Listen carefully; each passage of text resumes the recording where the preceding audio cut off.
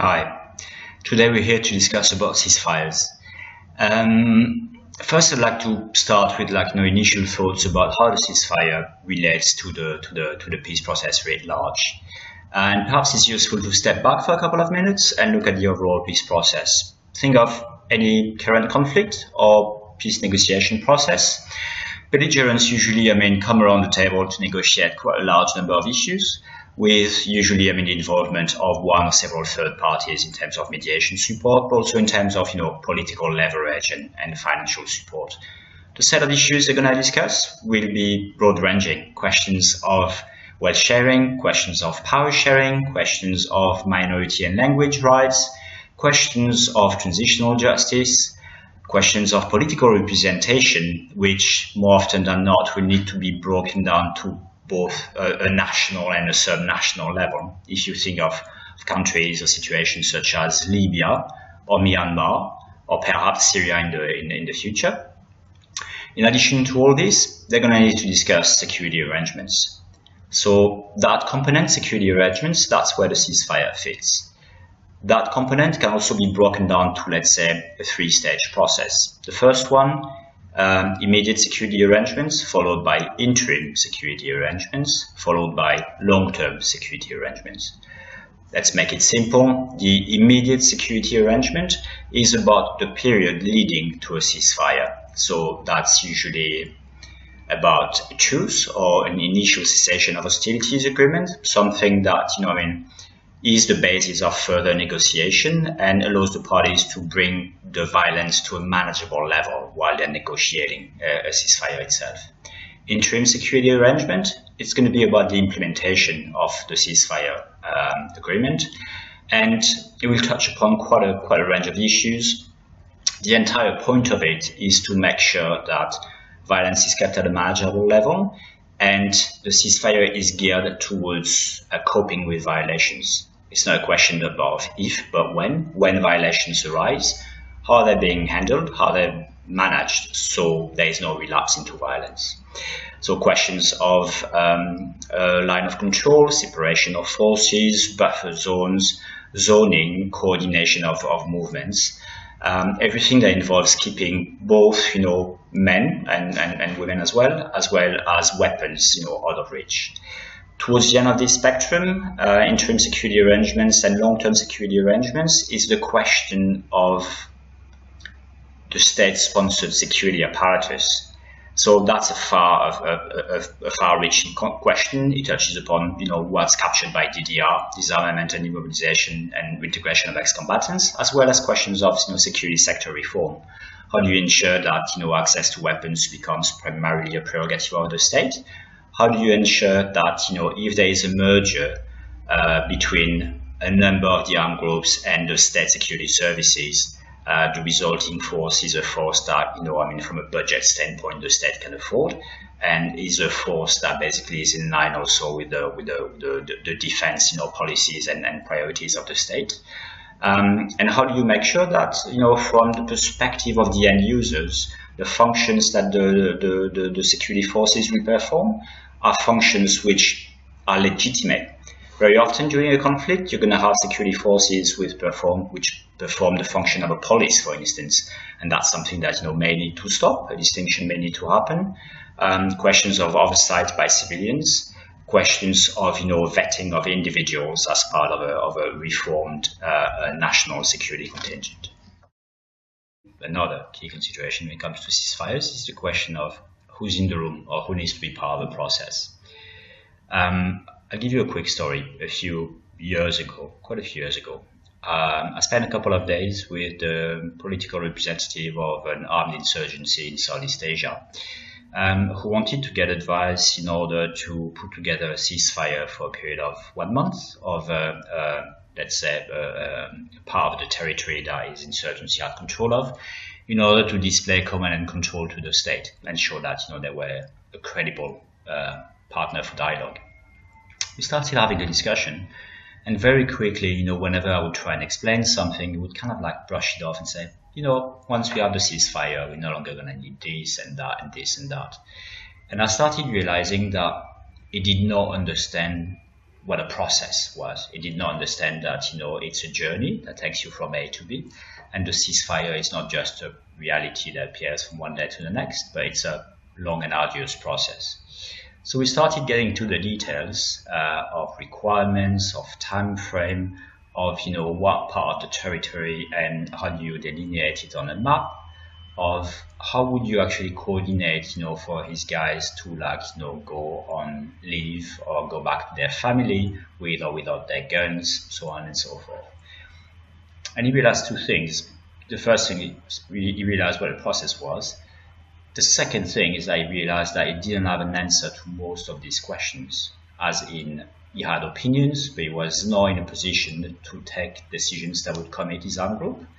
And he had to go back to his constituencies being essentially political, field commanders, and sell it to them and negotiate with them their willingness to comply by some of the provisions of the ceasefire and see it through.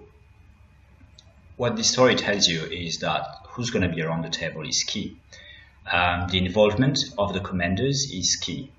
For combatants to go from a period of war to a period of peace, it's quite destabilizing on a personal level. It's psychologically difficult for them to adjust and for them to accept the fact that they're no longer gonna live by the barrel of the gun. So you need people who can commit the movement, and if, as most likely happens, you cannot have these people in the room, you need to build a process so that gradually the people you talk to have time to go and consult with their constituencies and come back with agreements or disagreements. And gradually the people who are not in the room to begin with, some of them for very legitimate reasons, they're field commanders, they're operatives, and they do not want to be identified very early on in the process. But gradually these people will need to come out of the jungle or the bush, sit around the table. Initially, usually, it's going to be a series of bilateral negotiations with one group and the next, and the government and another group, and eventually all together in the same room to have that conversation. So a time-consuming process indeed. One of the many daunting questions when involved in negotiating a ceasefire, or advising on the negotiation of a ceasefire, or advising the conflict parties is, what can you do? It's actually not that difficult. Jeremy Brick's paper touches upon the fact that training and capacity building is an absolutely essential requirement, which is very often overlooked. What needs to happen is for people around the table to understand that the ceasefire is a process. So there's going to be a slow process of training and capacity building for people to have conceptual clarity and be able to understand, the implications of their decisions or lack thereof. The more confident they get with the subject matter, the more comfortable they're going to be sharing what they view as sensitive information. With you to begin with, as well as with others, and ultimately, the other conflict parties. So that's the first point: investment in training and training. What you can also do is, as we touched upon earlier, make sure that the right people are in the room, that, there are going to be communications between the people you have in the room and their political masters, as well as, field commanders, and ultimately geared towards an inclusive process where you have the right level of representation in the room, both at the political level as well as at the commander's level. And this is absolutely key. The third point is one of timelines and clarity on expectations, responsibilities, and implementation timeframe. If you look at the text of the Nuba ceasefire agreement, it's going to give you a very easy to use checklist whereby, building on the consent and the understanding of the parties, the people who drafted the ceasefire agreement came up with that very simple timeline where you've got D-Day signature, and then you've got D+3 for some commitments, D+7 for others, D+15, D+30 for the relocation of a number of heavy weapons, for instance. This gives you a breakdown, and it gives the parties something to live by and something to make sure that not only they but others implement what they committed to in the first place. It's also a very useful tool for public information purposes to create public confidence. Fourth thing you can do is to make sure that when you help the parties agree to things, you help them agree to things which are realistic and which they can implement. I'll give you an example. I once had a discussion with representatives of an armed group about implementing a ceasefire.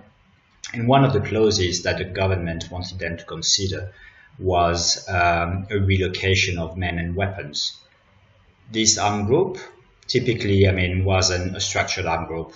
It was a bit of a nebulous network type of armed groups with cells in a number of different locations, which means that the combatants live among civilians, they store their weapons among civilians, and if you ask them to relocate or canton their troops, they basically would have to leave the cities and towns where they live, be relocated outside. They don't have the financial resources to afford cantonment. That would single them out. So, in terms of, them being field operatives, they would become public figures. And third, it's simply something they cannot sustain because their combatants don't want to go away from their families and wives and kids. So before looking at commitments which are sound on paper, one also needs to look at the realities of a given ground, whether in an urban environment or not, and what is acceptable to the ceasefire parties. Do we need a ceasefire to begin with? It's quite tempted in a number of conflicts to look at it as a very imbalanced relationship of power between a strong player, usually the government, and then weaker players, insurgencies, and the temptation to simply crush the weak and have military might prevail, kill them all, and hence get rid of the problem. It's quite a strong one. And more often than not, people are going to try that for quite a little while. The thing is, it doesn't work.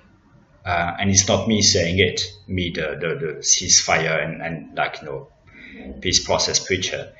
It's the US Marine Corps Intelligence, the RAND Defense Research Institute.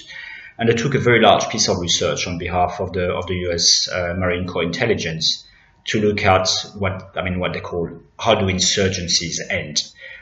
So they went into a lot of comparative studies. They looked at 89 individual case studies of how insurgencies ended. It's quite a comprehensive review, as one can imagine. And their main finding was that even in cases of military victory of the government of a given insurgency, when root causes of the conflict had not been addressed, it was a question of time before the conflict came back. It would be weeks, it would be months, it would be years, but it systematically came back. And one of their recommendations is that military is only a useful tool for as long as political reform is undertaken. Only a significant political effort to look at the root causes of the conflict and right the wrongs in the first place will lead to sustained peace. Otherwise, conflict will come back. You might want to have a look at it. I think it still is available in the public domain. It's quite a thick publication, but you can skip a lot of the methodology and some of the findings are really, really interesting. I hope this video was worth your time, and have a good day. Cheers.